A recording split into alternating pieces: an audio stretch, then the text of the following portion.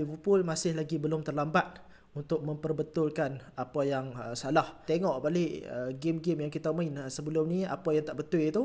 Jadi apa yang aku expect dan apa yang aku harapkan Liverpool perbetulkan, yang pertama sekali ialah daripada segi build up lah, di mana kita nampak build up Liverpool ni sangat-sangat ketandusan idea. Aku akan bercakap lebih lanjut tentang itu. Yang kedua ialah bentuk tanpa bola kita, di mana dia berkait rapat dengan yang pertama tu daripada segi build up. Sebabnya bila build up tak lancar, player mungkin contohnya kalau jarak di antara player tu tak optimum, itu akan membuatkan counter pressing kita tu jadi a little bit weird, dan shape tu tak betul.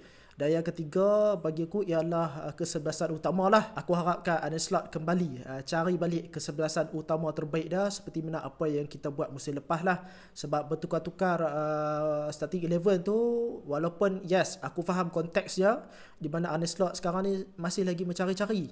Tapi kalau berterusan contohnya sampai bulan 12, bulan 1 macam tu, sebab bila tak ada kesebelasan utama yang fix, continuation daripada segi taktikal tu tak ada. First thing first, walaupun baru saja berehat international break, tapi hampa jangan terlupa pula yang dalam masa sebulan lagi, actually ada satu lagi international break sebelum nanti final international break, rasanya macam around bulan 3, bulan 4 macam tu lah. Jadi jarak tu lebih lama.